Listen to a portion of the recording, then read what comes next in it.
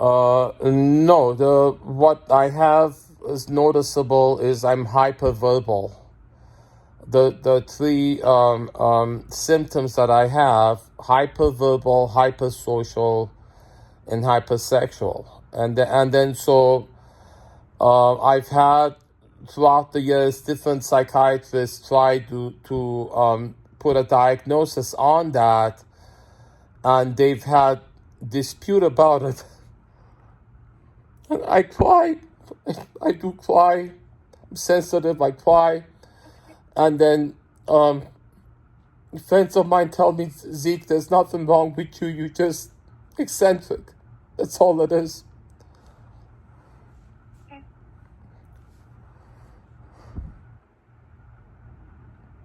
Take a moment, okay?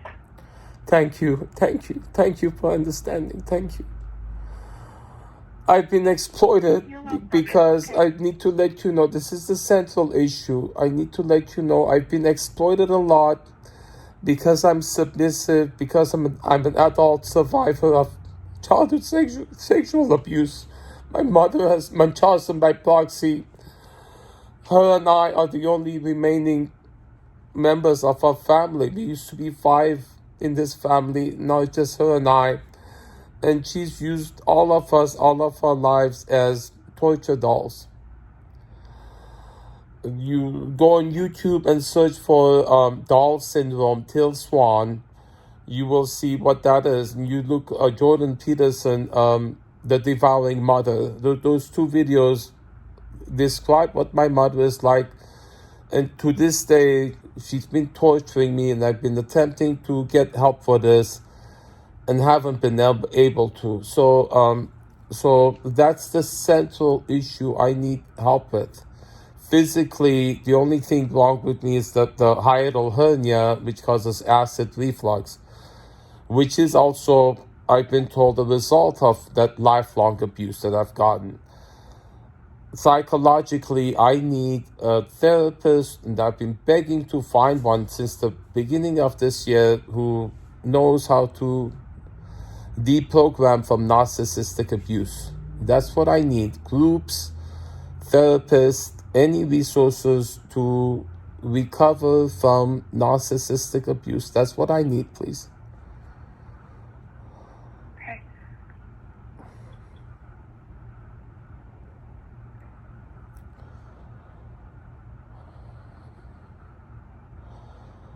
Thank you that you are sensitive. I can see you're not talking like a robot like everyone else does. You're understanding, and you know that I appreciate that so much. You have no idea that you are a human being on the other side of the phone, and you're listening. You're not just somebody doing their job. You are sensitive to what's going on. You are listening.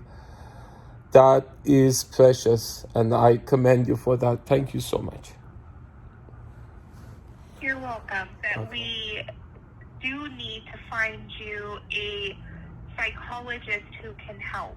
Thank you so much. You have experienced. That is what I need. That is that note you put there is very precious to me. And then we find somebody who specializes in this, survivors of this kind of abuse can help me. That's what I need so much. That's the central thing I need help with, and I appreciate you noting that. Thank you. I'm very passionate about the work that I do, so I'm always driven to complete it. I'm trying to get my story on the news, on the TV screen. I have a YouTube channel, which is a case study on this condition that I have, and I want to advocate for all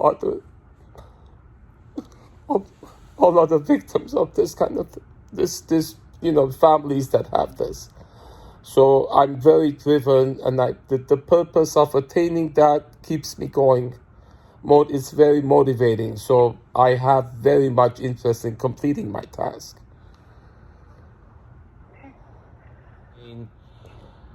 I was in jail the other day, and that was 10. So, and then I was falsely accused. So, yeah, so we are having family crisis, and it's been extremes of emotional pain, yes. Has anyone close to you ever threatened or hurt you? Yes. So that emphasis on that, I've had so much of that because of my condition, my own mother. I have video of my own mother hitting me constantly. And the abuse she gives, mostly threats, financial abuse, verbal abuse, gaslighting, and I've been getting it from my niece, Anita Tortillo, from my cousin, Albert Jordan, and from police. And from my girlfriend's brother, who they're covering up. They know, like, I need to say this. So on a previous conversation with, I spoke of crimes, that murder, something that's happened, and she said, this is a recorded line, don't talk like that. So there are issues going on that are on criminal level, and so I will just tell you they're going on, but I won't go into detail because I think that's why, because when I told her that's what I need help with, she hung up the phone. So I do need help on that you mentioned, threats and abuse that reaches criminal level. It involves cover up of murder, you understand? And so when I mention that, it's taboo topic. So I need assistance that does not prohibit communication of that. You understand? If I talk about it and I'm told this is recorded line and they hang up on me because they don't want to hear about it, then they can't help me with it. So I need the kind of help that will not refuse to hear, like I have evidence that my girlfriend is covering up murder of her own dad. She knows who did it, and that's why her brother has made her frame me. And I have all this evidence that shows it.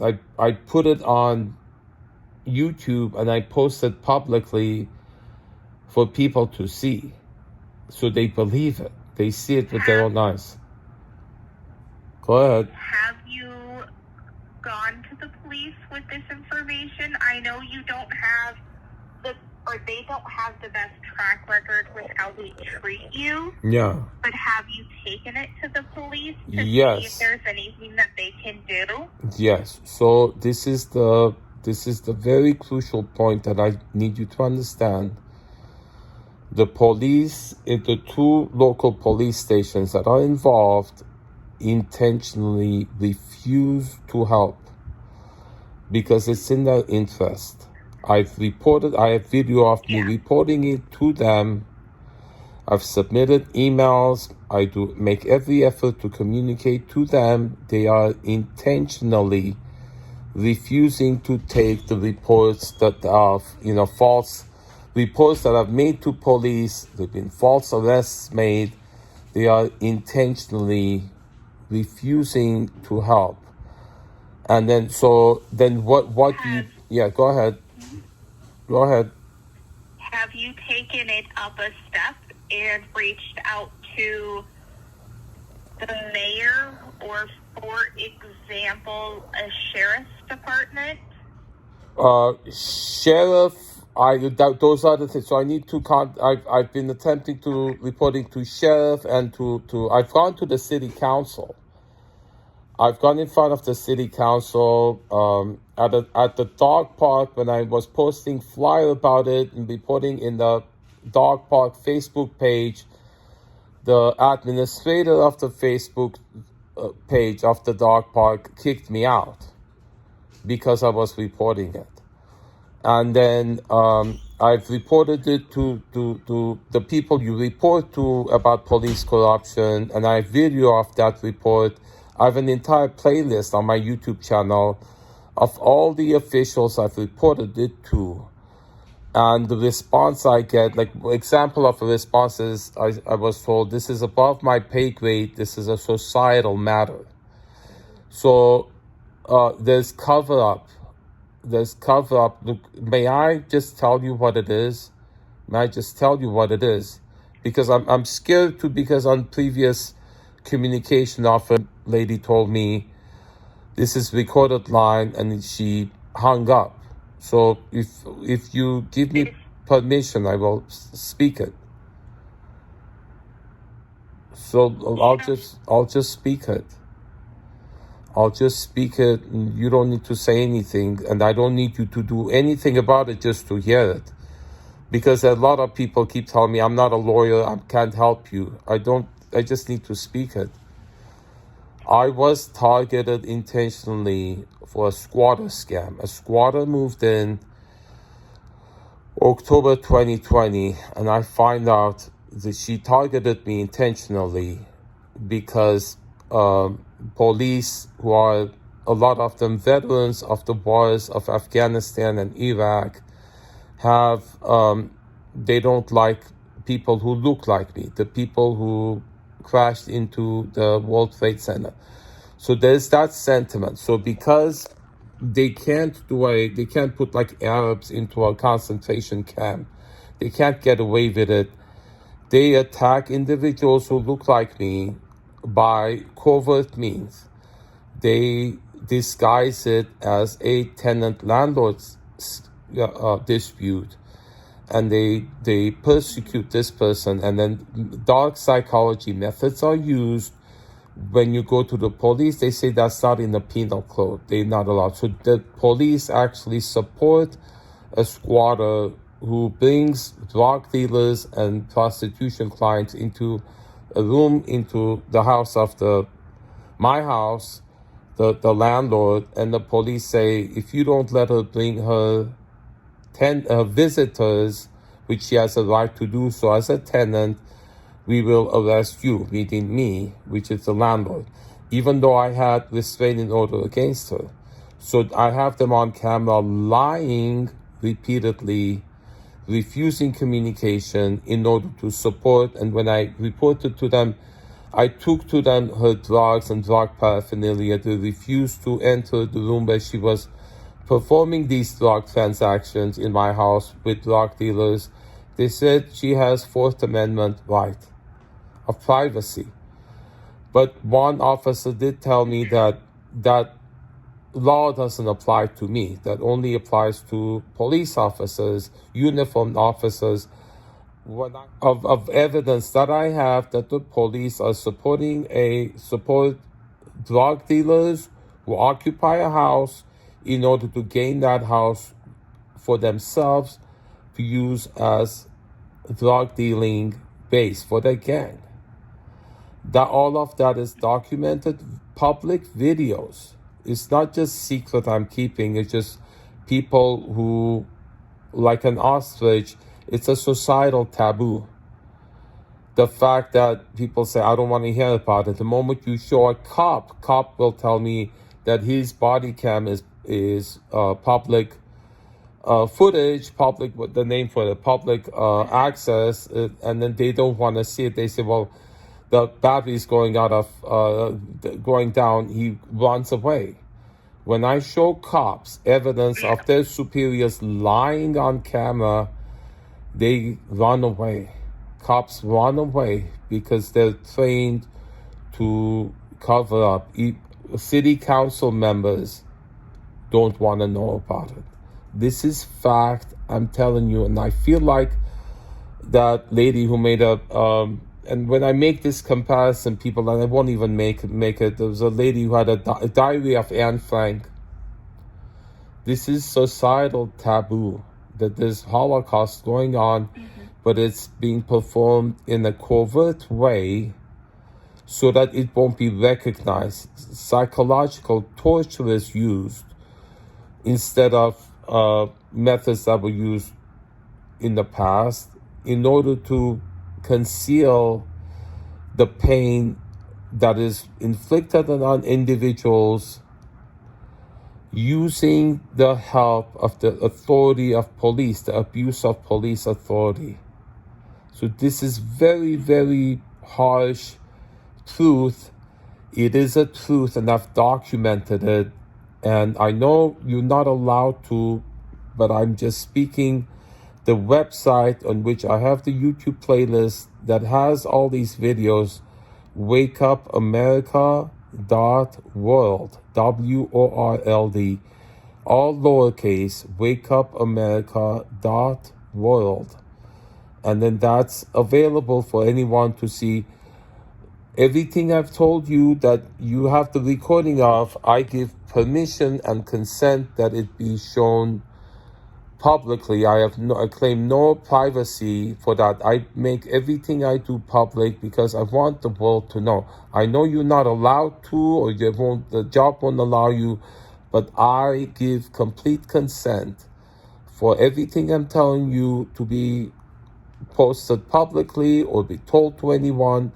I have no privacy issue. Not only that, I tell police officers, claim your whistleblower protection rights so that you'll be protected and tell everyone what's going on. And I claim my whistleblower protection rights, and so, and then the one last thing I tell you, I work with a lot of families, my own girlfriend, clients I've had as caregiver who are experiencing abuse from their own family members. And I'm proposing legislation to give immunity to the perpetrators in these families so that they won't be scared because they're loyal to their own brothers or their own mothers, their own family members who are abusing them. They don't want to see them go to jail. And so they keep secret. This is my conversation with police officer says families are allowed to have dark secrets. Not if it reaches murder. So the tendency, if it's abuse is happening in a family, even if it's murder, the police refuse to help. They say, she's your own mother. Why don't go against family? The extended family will attack you as the scapegoat, as the black sheep were reporting. Don't go against family. Honor your father and your mother. It's written in the Bible. She gave birth to you. Why would you report that? And so it continues generation after generation. No one puts a stop to it because the victims are often loyal to their own abusers. My girlfriend is loyal to her abuser, her own brother, who raped her when she was 6. So, and then he's mad at me because I posted the video of her talking about that on my YouTube channel. So that's what it is. I report everything, all the dark secrets, not to do harm, not to incriminate, not to accuse, but that the truth will come out, and then the oppression that's going on will America will realize it's not right. What's going on, we should put a stop to it. The fact that you listen to me is tremendously, it gives me hope. So I won't talk about that anymore, and then you don't have to say anything about it if you don't feel comfortable. I'll continue answering your questions to finish the form, to qualify me to get help for this. Thank you. No, I don't. No, I don't feel safe. I do not feel safe. My own mother is in this house right now. I've been begging her to sign the listing agreement to sell this house because this house was visited while the squatter was in the room drug dealing. Intentionally, people with tattoos on their faces. Drug deal transactions were being performed in this house with the support of the cops. I've been very scared. And intentionally, my mom doesn't, because of her own condition. My mom has Munchausen by proxy. She catastrophizes, and she's histrionic. and she's sadistic, she's narcissistic, she has schizophrenia, she has borderline personality disorder. She craves the crisis, and she feeds on the sorrow that it causes me to be in this house. These are facts I'm telling you. They're not exaggerations. They're not the literal facts I'm telling you. And the reason I have it all documented on my YouTube channels is for people to see with their own eyes, because these are facts that it's hard for people to believe. So it's there. That's the URL I told you is one of the playlists, but in my YouTube channel there are other playlists also, and then you can also access my Facebook page where I live stream. It's my trauma response. I video everything going on and I post it publicly, and I talk about it daily publicly. That's how I'm able to go on, because I don't keep it inside. In families where they get sick is because they keep it inside. I don't keep any dark secrets. On the contrary, I speak them publicly. And then this is what everyone needs to do in order to not. And then I also sing outside. I go out into the parks and I sing. I let it all out. I cry, I speak, I sing. I don't keep any of it inside. So right now, if you knew the value of you listening to me, the significance of that, how precious that is. One individual listening to me. It may be someone I don't know on the phone, but you listening to me, and you're not blocking, because that's what they all do. They're scared to hear it. That is a societal matter. People, even church clergy members, they say, I don't want to hear it. They say, that's private, I don't want to hear it. They put a boundary. And a lot of people, most people are like that. Most people are scared of hearing this. And then so that one thing, for there to be one individual who will listen, that is of tremendous value. That is of the most to be heard. So I don't have to keep it inside. I appreciate that so much. You have no idea. I can't put into words. One person hearing and not objecting to the speaking of it, not blocking the communication, is very rare in this society. And then I need to report my niece and my cousin and then my sister's surviving widow is they're trying to do abuse of power of attorney. My mom is leaving everything to me, and they've been abusing me and abusing the power of attorney we trusted them with to destroy me. They keep making false reports about me in order to get access to my inheritance. So they have been doing. My brother-in-law had my dad's inheritance, and then they want to get my mom's inheritance. And so this is what the threats have been about. My own niece, my sister's daughter, Anita, has been filing false reports about me, framing me. They've been starving me financially, sabotaging my relationships and my job, intentionally to isolate me and to deteriorate, to intentionally deteriorate. And then that's what they report. The things they do intentionally to me matches the things they report to, Adult Protective Services and to police. The actions and the reports all align with their malicious intention to take control of my mom's inheritance, because I don't feel safe here. And I've been going to my friend's house or to my mom's house.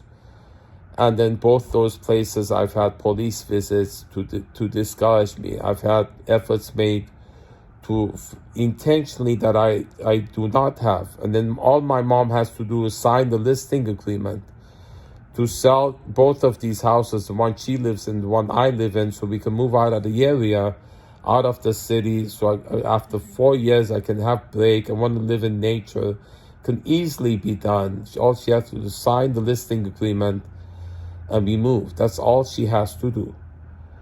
And I pray that she does that. And then so the answer to that is no, but very easy step can be taken that I do have a safe place to live. And I pray that that step be taken. Yes, my own mother. And then my girlfriend was good except for the influence. Her brother from Bryan, Texas, Richard Holloway, they're trying to cover up who murdered their dad. Their dad was murdered September last year. He was a Vietnam veteran. And I've been communicating with police in Bryan, Texas about it. And there's obvious cover-up going on. And then so he has been making threats to me. I've posted those on so yes, they've threatened me, and I was framed. My girlfriend framed me, had police come and arrest me, and I was in jail for 3 nights. And this the most horrible thing. It happened, and I need to speak it. I was afraid to use the bathroom because I was in a room with like 20 convicts, and they were making dirty jokes about me, and there was no privacy.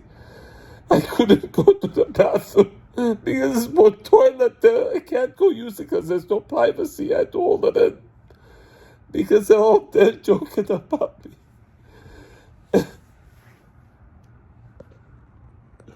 The police put me there intentionally. A few more questions, okay? Yes, I'm sorry. Go ahead. It's okay. You can take a minute if you need a minute. I just wanted to let you know that we're almost done with this, okay? Yes, I'm taking breath in, breath out. Go ahead. Thank you. They've intentionally sabotaged my job. They've done identity theft on me, massive scale. And then my own family members have withheld money from me intentionally when they have access to it. And then they've made the report of financial self-neglect intentionally. And they say, go to your mom, ask for money, when they know mom uses my visits to her to feed her addiction to hurting me.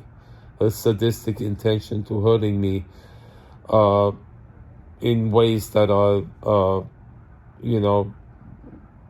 incestuous. Do you understand? So that she gets off on looking at me or in certain ways, and then touching me, and then the triggering me, and then have them, and then to provoke me, and then to gather evidence, which they're encouraging her to do for their own malicious intention to getting me out of the way by collecting false evidence, framed evidence against me. Post-traumatic disorder.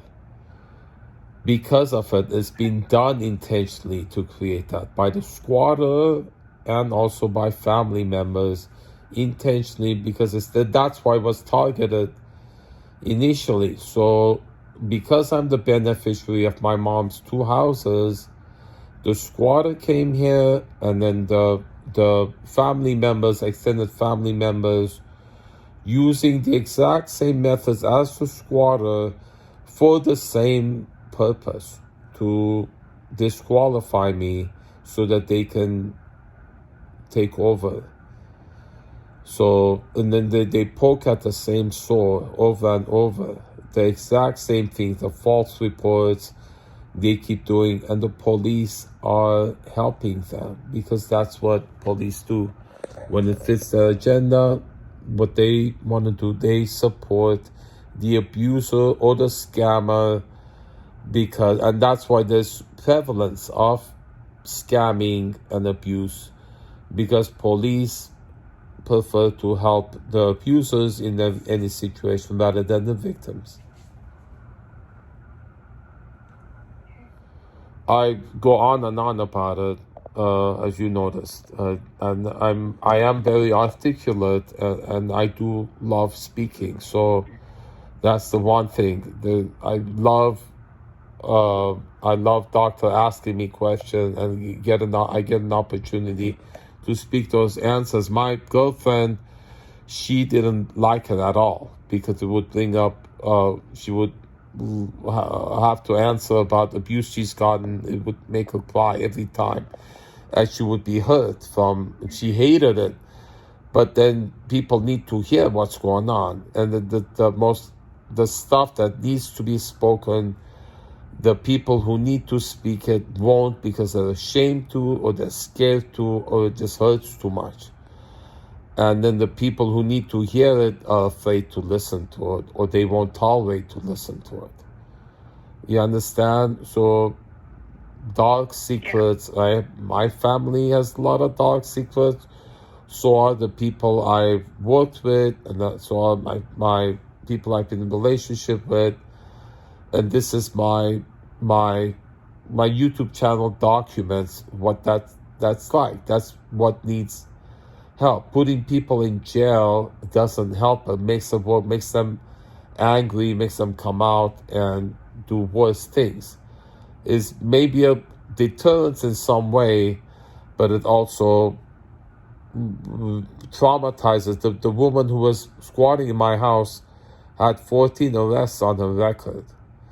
That didn't prevent her from hurting people. It hurt her to the level she got more effective at hurting people, doing it in a way that actually gets police support. And that's what I'm seeing. Criminals now commit crimes. There's smart criminals who know how to commit crimes, but do it in a way that they get the support of police. And so they can hurt somebody with methods that aren't in the penal code, that don't get noticed. My mom can hurt me, they can hurt you with just a single statement. No one else would notice. But if only they had known that statement has been used a whole lifetime, it's as a wound, and she poking at that sore. But to everyone else, it just seems like an innocent statement.